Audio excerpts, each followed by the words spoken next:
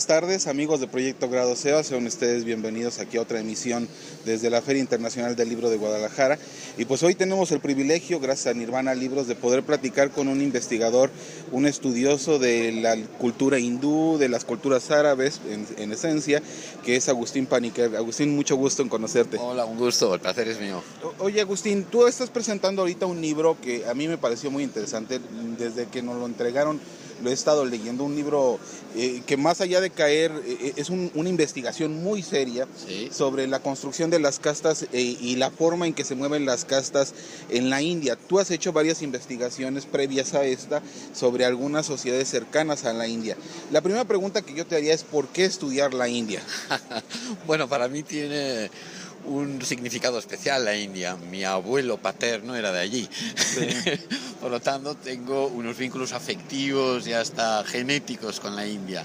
Pero bueno, al margen de eso, la convertí hace como 20 o 25 años en mi foco personal de estudio, de investigación. Yo viajo con mucha frecuencia allí y desde entonces, bueno, pues me ha apasionado la India, su sociedad, sus filosofías, todo lo que va vinculado a la India. En este caso tú investigas no propiamente sobre la India en general, sino la forma en que socialmente se integran ellos. Exacto. Que son sobre las castas. Y esto es muy interesante porque tiene una organización peculiar las castas. No es nada más hablar de las castas como en América o en la Nueva España, sino tienen una organización peculiar. Sí. Bueno, es uno de los rasgos distintivos de la sociedad de la India, eso que ha sido llamado el sistema de castas. A mí no me gusta mucho ponerlo en singular, hablo de los sistemas, porque son siempre locales, son regionales, no son los mismos en el norte que en el sur, el este o el oeste. Las castas varían, las relaciones varían, las jerarquías varían, los problemas varían. Por lo tanto, la India está compuesta por una miríada de estos segmentos que los portugueses bautizaron con el nombre de castas. En las lenguas de la India tienen otros nombres, y que históricamente se han ido interrelacionando de una manera muy peculiar en la economía local, con nexos con la política, con la religión, con el ritual. Por lo tanto, es un libro de sociología, de antropología. En la India no hay diferencia entre una disciplina y la otra, pero que va más allá de la casta. Eso obliga a hablar de ritual, de política, de economía, de filosofía, de historia, hasta de biología. Hace algún tiempo tuve el privilegio de entrevistar a Gayatri Spivak, y una de las cosas que me llamó, y que lo leo en tu libro, es cómo cada una de los grupos sociales, cada una de estas castas, tiene una no solamente simbologías propias, sino ciertas pretensiones sobre lo que cada uno de ellos como casta deben de hacer. Claro. Es decir, hay pretensiones políticas entre ellos. Por supuesto, sí. No sé si pudieras ahondarnos más sobre estas construcciones. Sí, la casta tiene muchas dimensiones y está muy entretejida con la etnicidad, por supuesto con la religión y con la política. Por lo tanto, es uno de los marcadores identitarios más importantes de los indios, quizás junto con la lengua, la religión y la clase social. El cuarto gran marcador de identidad de las personas de la India sea la casta. Además de pertenecer a los demás, todo indio ha nacido, más allá de su religión, más allá de su lengua, más allá de su clase social, en una u otra casta. Como hay castas extremadamente grandes, hay castas de 50, 60, incluso más millones de personas, pues han dado cuenta también del peso político que puede tener si se agrupan, si se unen, si combinan esfuerzos. Entonces, hoy en día se está dando eso, una cierta etnicización y politización de la casta. Quizás los aspectos rituales ligados a la jerarquía de antaño se han dulcificado más, pero en cambio la politización de la casta se ha acrecentado, sobre todo en finales del siglo XX y principios y en lo que llevamos del siglo XXI. Por lo tanto, hoy en día se parece más a un lobby político, sobre todo estas macrocastas, estas castas gigantescas de decenas de millones de personas que tienen partidos políticos que las representan y representan sus intereses, que tienen mitologías comunes, que comparten unas ciertas ideologías, costumbres, rituales o alimenticias, incluso de vestimenta.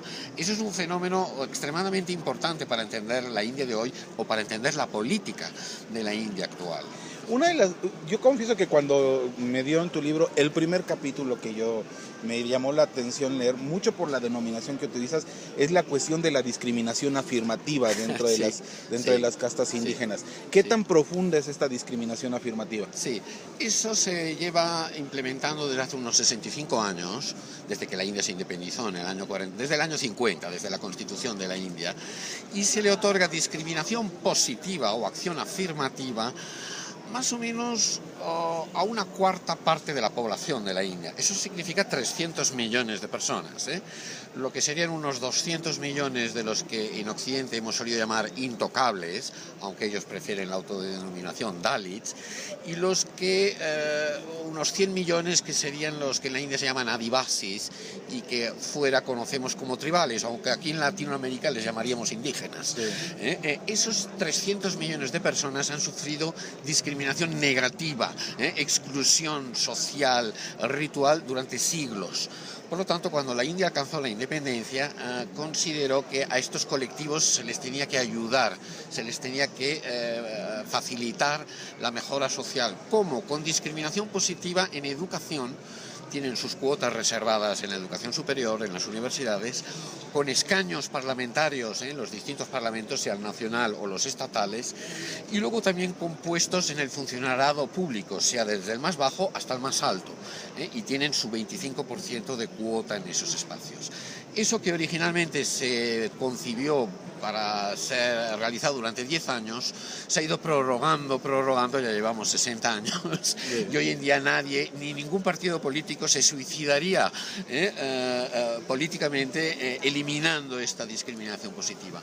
Mucho más polémico, y eso lo hablo en el libro, fue que en los años 90, o sea, 40 años más tarde, se decidió ampliar esas cuotas con otro 25%, por poner cifras redondas, a un colectivo que vagamente se llaman otras clases atrasadas. Y eso sí que fue muy polémico. Así, si la ayuda a Dalits y a Adivasis, eso todo el mundo estaba de acuerdo, mucho más problemático resultó en los años 90 el darle las mismas ventajas a estos colectivos, algunos de los cuales pueden llegar a ser muy poderosos, aunque ritualmente estén en un nivel más bajo, ¿no? Por lo tanto, ese es un aspecto de la politización de la casta, es otro de los aspectos que sigue hoy en día muy vigente en la India actual. Una de las cosas que me llamó la atención es, ante todo este sistema de castas, ¿no? Estos distintos sistemas de castas, ¿cómo encuentran identidad? Porque, o sea, sé que me queda claro que hay figuras claves que han generado identidad. Gandhi, Nehru han generado identidad hacia la India, pero pareciera ser que las cosas que generan identidad son los odios que tienen los hindúes, por ejemplo, a Pakistán y a los vecinos que están ahí. Sí, eso sí concebimos la India en términos de unidad nacional, pero yo creo que es más pedagógico entender la India como un continente. Es más que un continente. Pensemos que en la India hay más población que en toda África, y hay más diversidad que en toda Europa. No, más diversidad. Hay el triple de diversidad que en Europa. En la India hay 14 alfabetos oficiales, no lenguas, alfabetos, escrituras. Hay más traductores en el Parlamento de Nueva Delhi que en el de Estrasburgo. Hay 120 lenguas, por lo tanto, aquello es un mosaico de una complejidad enorme. Las lealtades los indios las suscriben a distintos niveles. Los indios tienen de la India identidad, aquí en México a veces le llaman los hindúes, pero yo los distinguimos, y hablamos de indios para distinguir de los musulmanes, de los budistas, de los cristianos, de los sikhs, etc. Tienen identidad de lengua, de religión, de clase, de casta, de aldea, de secta, y luego tiene la nacional, que se ha ido conjuntando con figuras como Gandhi, como Nehru, o con una cierta panindianidad que al mismo tiempo se está generando, con gustos musicales parecidos, formas de vestir parecidas, con un inglés que está tomando unas características continentales en la India, con una serie de películas de Bollywood y de cine que están generando simultáneamente, una cosa no elimina a la otra, la identidad local muy reducida, y esa identidad nacional más pan-india que se da simultáneamente. Por lo tanto, es un fenómeno muy complejo, esas bifurcaciones de la identidad de los indios. Un último detalle, porque sabemos que tienes una agenda muy ocupada, es cómo legalmente, porque ya ahorita tocabas un poco sobre el Parlamento, ¿cómo es que legalmente ellos han podido encontrar también unificación? Porque eso es una cuestión muy compleja. Por lo menos aquí en México no hemos, la Constitución no se ha traducido ni en los dialectos indígenas, sí, pero allá sí hay un acercamiento de la ley. Sí, porque la India parte de una, que eso también ocasiona sus problemas, pero parte de una premisa muy india, muy de la India, que es el respeto por la diferencia. Todos somos distintos, hay un enorme respeto por la diferencia. Por lo tanto, el eslogan de Nehru y de Gandhi de unidad en la diversidad, de alguna manera es un reconocimiento de la diversidad interna, pero un común proyecto nacional. Y esa tensión entre lo nacional, lo único, la unidad y el respeto por la diferencia, por la singularidad, por la particularidad, la India lo ha sabido manejar razonablemente bien. Eso es uno de los logros que yo creo que hay que reconocerle a la India, el respeto por la diferencia, a las diferencias, pero al mismo tiempo dentro de un proyecto nacional que sobre todo que no significa una asimilación, una pérdida de la identidad.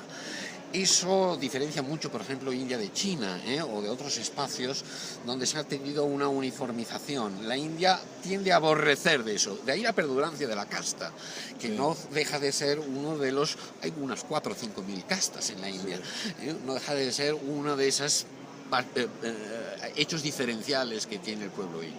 Y bueno, y para culminar, ¿qué es lo que viene en tu trabajo? Porque de confesar, yo he estado leyendo tu libro, me ha gustado mucho, me ha hecho reflexionar sobre muchos elementos que creo que son interesantes y que desafortunadamente desconocemos, ¿no? Comentaba yo, por ejemplo, ayer con Sara Sekovich, que a mí me parecía triste que en estos movimientos que México tiene de tanto conflicto no se evoque ni se pueda leer a Gandhi porque no está traducido. ¿No? Entonces es muy triste, ¿no? Entonces, ¿qué es lo que sigue? ¿Qué es lo que tú vas a trabajar? Uy, no lo sé, ahora me estoy dando un descanso porque si ves el tamaño del libro, es un gran trabajo. Me he vaciado, entonces, y eso está muy reciente.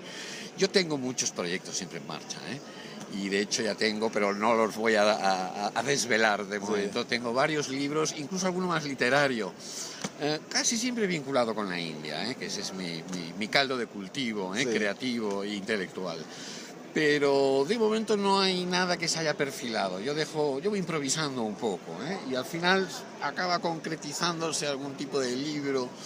Quizás tengo unas cosas sobre budismo, otro como una historia de la familia, hay alguna novela.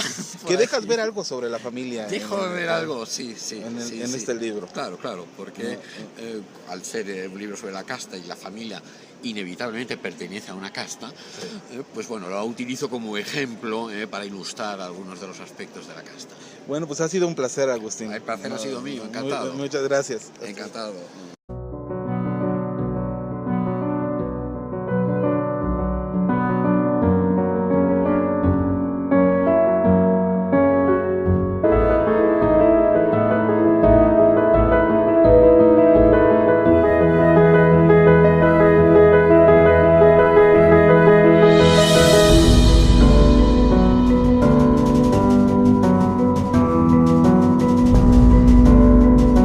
De la cultura hindú, de las culturas árabes, en esencia, que es Agustín Paniker. Agustín, mucho gusto en conocerte. Hola, un gusto, el placer es mío.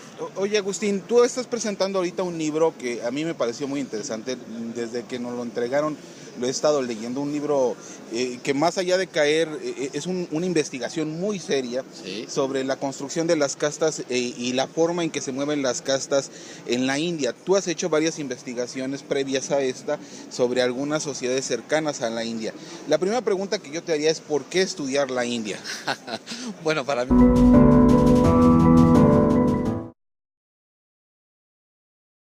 Buenas tardes, amigos de Proyecto Grado SEBA, sean ustedes bienvenidos aquí a otra emisión desde la Feria Internacional del Libro de Guadalajara. Y pues hoy tenemos el privilegio, gracias a Nirvana Libros, de poder platicar con un investigador, un estudiante